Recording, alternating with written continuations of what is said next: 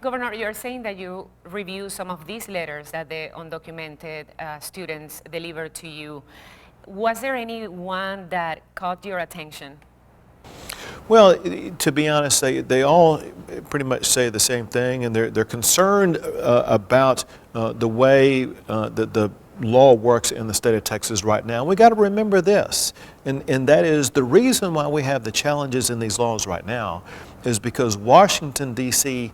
has failed us all. Washington, D.C. has failed the dreamers. Washington, D.C. has failed Texas. They have failed everyone in this country by failing to come up with an immigration system that works. And until Washington, D.C. breaks the gridlock and finally comes up with ways to improve and fix our immigration system, none of these problems are going to be solved. Let's move now into economy. The growing influx of affluent Mexicans coming to Texas is creating jobs and helping the state boosting economy. Do you see this phenomenon as a business opportunity or as an immigration threat? We find what I'm working on right now is opening Texas up to economic opportunity from around the globe. Now that the session is over, I'm beginning the process of traveling to other states and other countries. And one thing we will focus on is greater foreign direct investment. I've already had my Secretary of State, Carlos Cascos, travel to Mexico and work on building economic relationships with the country of Mexico. We know that Mexico is our largest trading partner. We expect that trade to increase.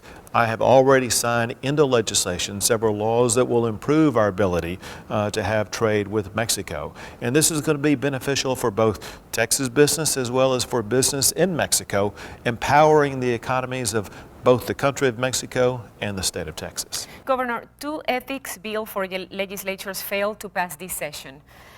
What should come next to keep former lawmakers honest after they leave office?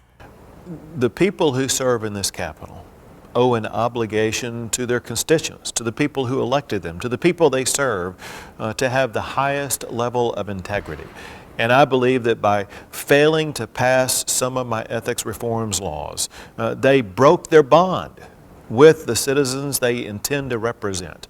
And they need to live up to the obligation to their constituents to have the highest level of ethics and integrity and pass my ethics reforms laws. We have transportation. That's another subject. Recently, you signed a few bills to improve funding for the Texas highway projects.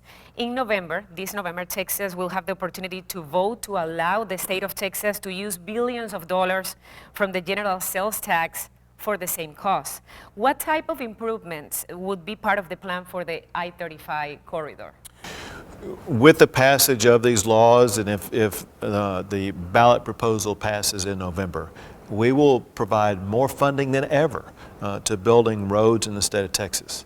The I-35 corridor, all the way from the Rio Grande to the Red River and beyond, is extremely crowded. And we need to be able to build out those roadways so we can get traffic and commerce moving.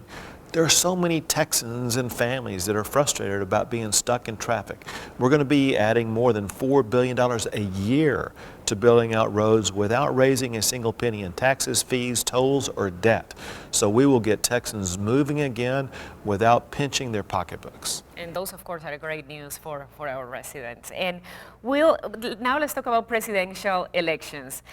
Will Rick Perry become the next U.S. president, do you think? You know, he announced moments ago, yes, and a very impressive announcement, and we have a lot of Texas connections in this upcoming presidential election, and so the odds favor the possibility of a Texan becoming the next president.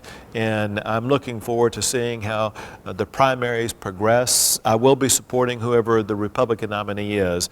I'm going to be looking for someone who will return this country to core principles of following the Constitution, limiting the budget and spending, and limit the expansion of government in Washington, D.C., and getting back to allowing individuals to have greater freedom and liberty to run their own lives. Will you endorse Rick Perry? I'm going to be waiting to see how the campaigns evolve and develop before I make a decision about who I will endorse. Thank you so much, Governor, Sure. for the Thank interview. you. Muchas gracias. Muchas Y nos veremos gracias, muy you too. pronto. enjoyed We visiting look with forward to see you soon. I look forward Thank to you it. so much. Gracias a ustedes por habernos acompañado en esta entrevista con el gobernador de Texas, Greg Abbott. Gracias. Thank you.